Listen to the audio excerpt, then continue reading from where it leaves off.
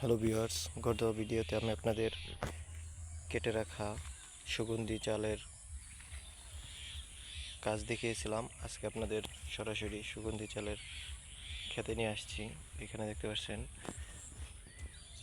প্রতিটা চাল সুগন্ধি সুগন্ধি চাল, এগুলো প্রায় পরিপক্ক হয়ে গেছে।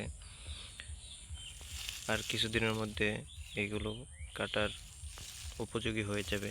তখন এগুলো কৃষক কেটে বাড়িতে নিয়ে প্রক্রিয়াজাতকরণ করে বাজারে বিক্রি করবে। আপনারা দেখতে পাচ্ছেন এই ক্ষেতটি মোটামুটি ভালো পরিমাণ বড়। এই ক্ষেত্রে প্রচুর পরিমাণ সুগন্ধি চাল হবে। এগুলো মূলত গ্রাম অঞ্চলে সচরাচর আগে বোনা হতো না।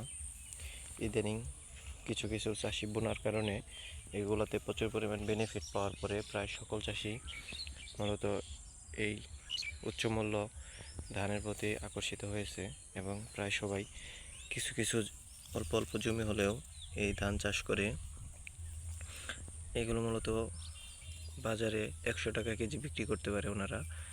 আর এমনি সাধারণ চাল 70 থেকে 60 থেকে 70 টাকা। তো বন্ধুরা, আপনাদের কাদের কাদের এলাকায় এরকম সুগন্ধি চাল চাষ হয় আপনারা অবশ্যই কমেন্ট বক্সে জানাবেন। এই ধান চাষ করতে এক্সট্রা কোনো কেয়ার লাগে না। সাধারণ ধানের মতোই এইগুলো সেম প্রসেসে বৃদ্ধি পায়। এই কারণে চাষিরা বেশি লাভের আশায় এই ধান আবাদ করে। এই ধানের খরচ মোটামুটি তুলনামূলক অন্যান্য ধানের মতো সেম। আপনারা যারা এই ধরনের ধান আবাদ করতে চান অবশ্যই আপনারা করতে পারেন। শুধু খেয়াল রাখতে হবে এই ধানগুলোতে সময় মতো বিষ না দিলে এইরকম ধানের যে শাখাগুলো আছে এগুলো মারা যায়। কারণ এইগুলোতে প্রচুর পরিমাণ পোকা ধরে। ধানের শীষগুলো এই পোকায় নিচের থেকে নষ্ট করে দেয়, ফলে ধানের শীষ উপরে এগুলো মারা যায়। এগুলোতে শুধু চিটা হবে, ধান হবে না।